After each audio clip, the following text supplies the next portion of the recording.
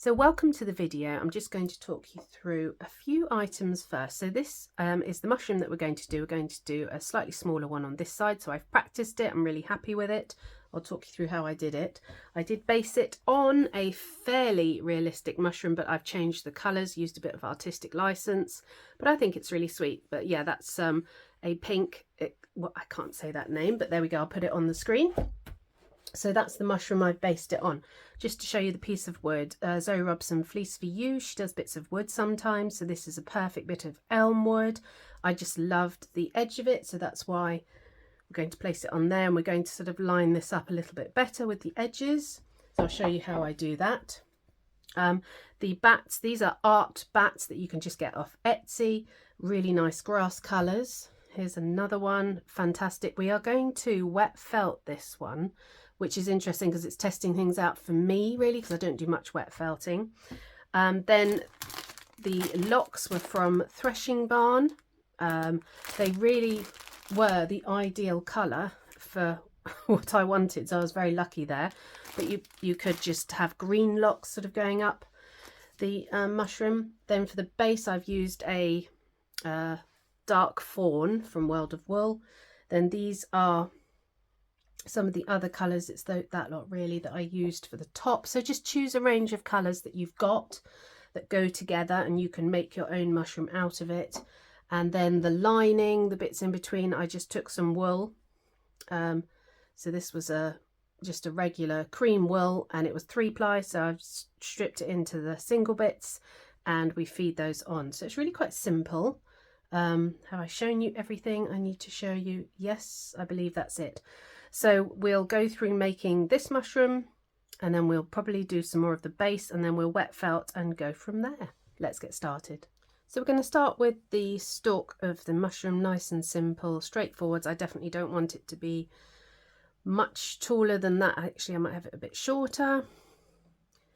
So I'm just using a pipe cleaner in the middle. It makes life so much easier if you can wrap around something. I have got this awful core wool that I really don't like, and I'm trying to use it up, so you can see how stringy it is. It's not my favourite at all, but I need to keep using up the wool I have. So just start by holding it and wrapping it around. You don't want it to be a massive mushroom, this one, or too thick, so it's up to you. Normally I do things in 3s, but unfortunately I haven't got much more room on the piece of wood, so I decided that I would go with 2. Nice big needle, 36 would be good, so that if you accidentally hit the wire, it won't break. 38's fine, just, you know, be a bit light and a bit careful with it. Yes, so normally I do things in 3s. I think it looks better when there's 3 of them, but yeah, like I said, there's not enough room, so I'm just going to do 2. And if it comes to it, I could give one a slight bend and pop the other one straight there, so you can play around with it. And I think 1 is not enough as well if I was to sell this as a piece. Even though I'm going to do some feature ferns and leaves, I think that would look quite nice, but I think it's going to look better if there's 2 of them. Start testing it. I'm not going to want it to be too thick. I'm just going to add a tiny bit more. Felt it down, and then I'll add the top coat colour. Core wool is just there to save you money, so you don't use up your really nice coloured wools for the top surface. I use mostly carded wools, or I think in America a lot of carded wool is called bats or batting. I find it a lot easier to use, but however this is, it's alpaca, and it's sort of got some tops, but it works really well for the base colour.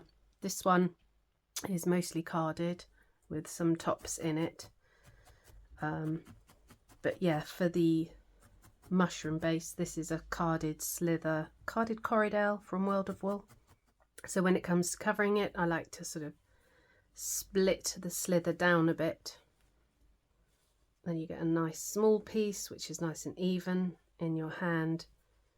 You just wrap it round like that. I'm okay with sort of the rolling or the wrapping round lines showing, and we're going to put locks on this anyway, so not much of that is going to show through the locks. So this just gives you a lovely base colour. So I'm going to speed some of this up for you so you don't have to sit through all of it. So we're just working the colour on. It doesn't have to be really firmly felted yet. We're just working on shapes. Just have a check re the height. I'm quite happy with that. Possibly a little bit tall, but it's fine. So we're making the mushroom shape. So take some of your core wool and just fold it over and sort of keep folding it over. So you're almost forming a large cushion, button, sort of a circular shape. And just that's your base shape. So it's going to be a sort of circular shape. So you fold it over just to get you the rounded edges. If you've got any bits that are a bit weak, I have a bit of a weak section just on that top side there. Just take a little bit more core wool, pop it over, and we're just getting or sculpting the rough shape.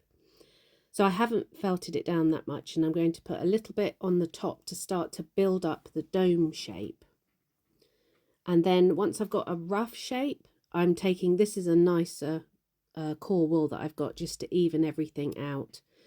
And I made it nice and flat, and I popped it all the way over the top, so the top of the dome, and then folding it under. So we're getting those nice edges. And again, we're just forming a loose shape here. So still not dome shaped enough, but we're starting to get what we want. So we need more on the top. So I just took a clump more, rolled it under again, popped that on top, and then I popped some more over to sort of smooth.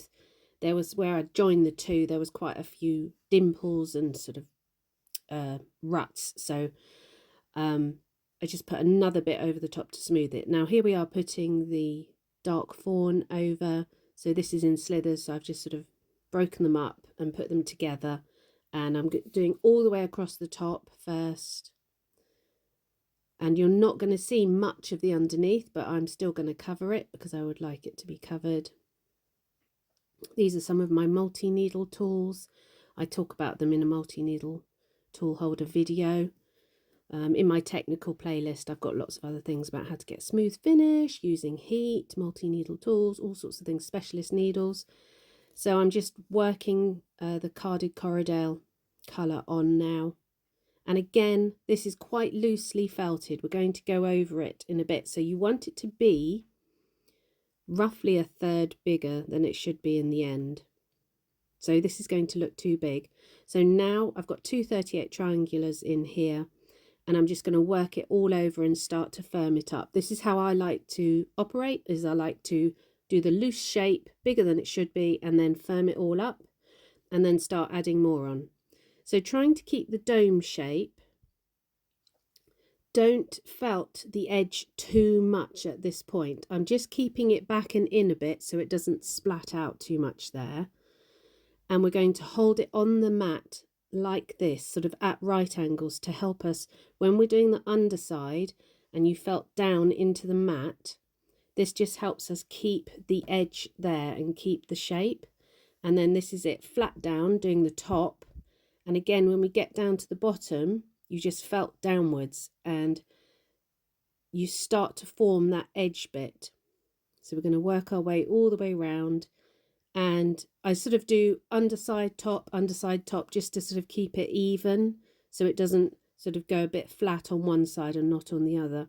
And as I said, the very edge bit, be really careful. Don't felt it too hard. You don't want it to lose the size of the shape too quickly. So there we are. And a little bit of squidging always helps. So it's all firmed up, and that did take me a good 25 minutes. So I'm just finishing firming up. See, I've done half of the stalk, which we didn't do earlier. So I'm going to go all over it and firm it up. So that's done. Now we're going to do the colours. And I liked the graduated effect. You could do one colour.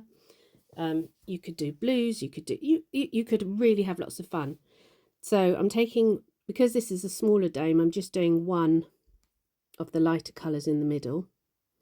Now it does look a bit funny in a minute. I'm not going to say the word because I don't want YouTube banning my video or anything. We're just going to have to gloss over that bit. So when it's got all the rest of the colours on, it will look a lot better. But you can imagine what my husband said when it looked like that. So just take a tiny bit of the colour that you've chosen, roll it between your fingers and then felt it on in the middle or roughly in the middle section. If you're going to do 3 or 4 of the first colour, I would do 1 at the top and build those around it. So I just did 1 of that colour because I've not got much room on this mushroom and I've got 4 colours to get on. So I drop straight into the next colour. So roll it between your fingers. I am using a 40 twisted to get, so it doesn't push the wool in too far. If you used quite a strong needle at this point, you might sort of dent the wool into your mushroom, and I just want it lightly sort of attached to the top. So I'm working round, and it's a bit of not a jigsaw as you go, but you do 2 and then do 1 between that and then do another 2 and do 1 sort of expanding down as it goes. So this is wet felting. If you haven't wet felted before, I've got a video where I try Heidi Feather's wet felt kit. I will try and link that one at the end. So I'm taking my wool. Now this came as a big bat, so it was quite flat already and all mixed up.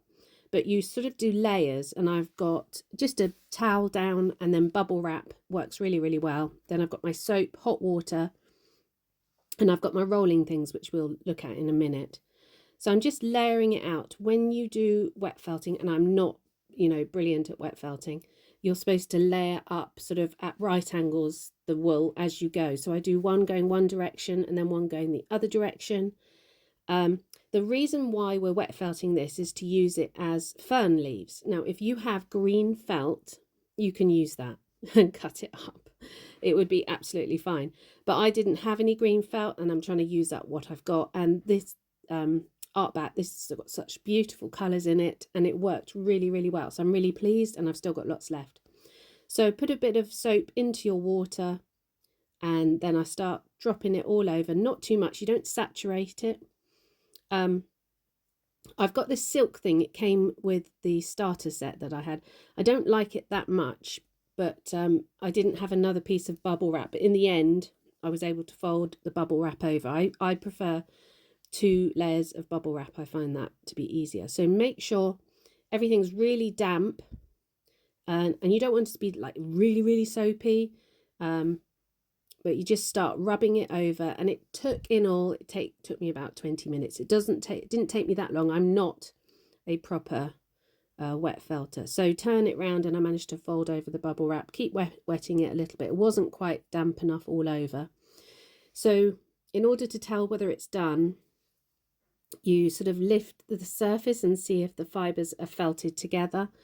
And so I have this rolling set that came in the kit. So you pop it around the polystyrene and then put this mat over the top, and then you roll it like that, and that helps speed things up. And you do it one way about 30 to 50 times, turn it around, do it another way 30 to 50 times. So it's a really good workout, and that really, really helps it sort of felt together. And you see, give it a little tug, and you can start to see if the fibres really aren't coming off, then it's quite good. And rinse it with sort of a lukewarm water to get out the soap, and then I put mine on the line because it was a nice day and it dried really quickly. So back to the mushroom top, so you can see how I'm graduating the colour down. I'm leaving a little gap in between as I go. Doesn't have to be perfect, and that's I've been practicing with some of the wet felting there, so we'll be moving on to that in a minute. So I've done all the colours. I've done a couple of tiny ones just at the bottom. It doesn't, like I say, it doesn't have to be spot on, really, really well patterned out. So here I am taking the wool, just splitting off 1 strand, because you really don't need much. And I'll show you the wool name in a minute and the blend. And then I do again take my 40 spiral because I find it catches the fibres quite well. So you just start at the top, and you are literally just going to feed this around all your little colours, and I sort of turn it as I go to try and give it a little bit of an angle. But again, it went on really well. It wasn't difficult. You could use just, if you had some tops and you'd roll them and twist them, or you could just use a carded wool and roll it. But this wool, because it was all in 1 long strand, makes your life quite easy. So when you go between the little sections, sometimes you'll end up, you can double back on it and it doesn't notice. It looks absolutely fine. So you can feed it round one of the balls a couple of times and it will still look all right. See there, I'm going across a bit I've already done. So that way you can use up and get to every little section, because otherwise it's a bit like doing a maze where you'd only be able to go one way. But it takes a short while, but I think the effect is quite good. When I'd done just the dots on the mushroom, it did not give me the look I wanted. So this is what I think I bought it off Amazon. 75% acrylic, 25% wool. I like to have wool in it because I feel it felts definitely. I think you can felt just pure acrylic on and it does work. But here we are, I've just speeded it up for you. You have to sort of turn it on its side when it gets further down. But it's, it's a good effect, I think. So there we are. So we're going to attach the base. You could put because with this one I didn't put the locks on the base before I added it to the mushroom, but it wasn't too difficult. So I felt it all through the base of it, just roughly, nice big needle, and then I took some of the carded Corriedale, and like a scarf, like I do with attaching heads or things like that, I just put a section round and then spend a good 5 to 10 minutes felting that all through, making sure it's nice and stable. And then this is the base. I'm just going to quickly tell you what I did. I got a big clump of core wool, and then I put the colour that I wanted over the top and felted it together quite simply, making a nice chunky base. And we're going to fill in those edge bits as well in a bit. But I think it looks quite nice with the elm wood showing at the front. So this base did actually take quite a long time. So you've roughly felt the core wool, then put your bat on the top and spend ages felting around. And to keep the chunkiness, go around the edges like that, sort of making the edges nice and thick. So that was the base, and the base did take a while. Now this is, sorry I'm jumping about, but this is the order in which I was making stuff and looking at it and seeing how it went. So we're going to do the leaves with your wet felted piece, or with any felt would work really, really well. So cutting out the fern leaves, you have to sort of go up and around and back down on yourself, and a small pair of scissors will work really well with this. So out, up and around, and then back down on yourself, and that gives you a nice shape. Have a try around and see what you think's best, but I thought this gave me the best look that I wanted. When you get to the top, try and leave it with one leaf pointing upwards at the top. Sorry if you heard the dogs. They're always barking at the door. So try and finish at the top with one leaf pointing up, but like I said, it doesn't matter too much. Now turn it over, do the other side, leave a little bit at the bottom as if it was a sort of stalk, and do exactly the same all the way up the other side. And then, so I thought that was quite a good little shape. I loved the variation in the colours. And then I took some of the curly locks and I put them up the middle. The darker colours worked a little bit better. I had that first one was a light one, but just gently felt that in along as a sort of centre strand. And then when we actually attach it to the mushroom, as you felt it in, the leaves will fold outwards, so they work really well. So that was me just holding it, having a look, seeing what I thought and whether it was working. So I'm going to do these little ferns. The light one wasn't the best colour, so this is the dark one. Again, that was the fern, the wet felted bit that I did, so it was all those colours together worked well. So take some wire. This is a 1mm craft wire. This is floristry tape, and I have a whole thing on wire armature and a whole video on problem solving. So floristry tape, to activate it, you pull it and then it starts to feel really gluey. There is a gluey side, but it doesn't matter because the glue sort of spreads everywhere. So hold on to the very end of it, and I twist the wire, holding the floristry tape really tight to it with my other fingers. And if you twiddle the wire like that, it sort of gets it nice and tight, and this will make it a lot easier to attach your wool, so that you can do a nice thin layer of wool, because ultimately thin looks better with this.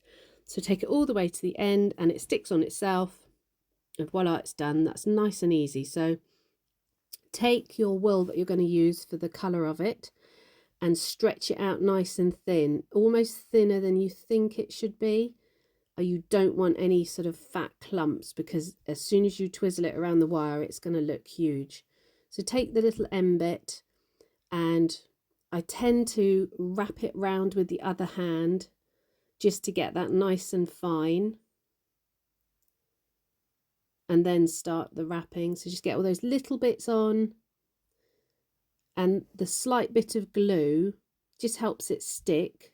So I'm holding it really tight with that finger, really tight, and again I am turning the wire more, so I'm not wrapping it around, and this keeps it nice and flat. I like the variation there with the colours. And then just keep twisting. It's at a sort of a 45-degree angle so that you continually move down. And if you start to get a clump, undo it a bit and stretch it out. And then when you get to the end, pull off your excess. And you can twist it tight. If it starts to loosen off, you just retwist it. And then wrap the last few bits. And then you're going to take, I do take again, a nice fine needle, because you're literally felting above the wire. So do be really, really careful that you don't whack the wire too much. Nice light fingers, and I'm just felting the end of it and above the wire, so I'm almost sort of just going through it. And yes, you get a few strands, but you can just wrap them back in, and most of it sort of stays on, but I do felt it all the way down just to make sure it's definitely felted together and it's not going to unravel. And then take whatever you can to hold on to the end, give it a turn, and then wrap it round. You probably could do this without pliers. And there we go, there's your little sort of uncurling fern. But it's really simple, really easy, and just different, I think. So there's 2 of them, and I did 1 more, so I had 3. So let's attach the mushroom to the base. So you just work all the way around, big thick needle. Make sure you try and roughly attach it, and then it doesn't, you know, oh, and I keep getting, these are the barkers, these are the interrupters. They constantly come in, demanding attention, and then the other one comes in, so they keep me busy. So once you've gone all the way around with a big needle, just roughly for about 2 minutes, take some of the, preferably the green colour, and wrap it around like we do, like a scarf, and this will just give you a really firm attachment to the mushroom and to the base. So you work it. It's really hard and awkward to video this with the mushroom top on, so I've kept having to change angles. So felt that all the way around, and that do take about 4 or 5 minutes, making sure it's nice and firm. And then this was the bit with the locks, which was slightly awkward, but it was still perfectly possible. So you could attach the locks before you put it all on. Might make your life a little bit easier.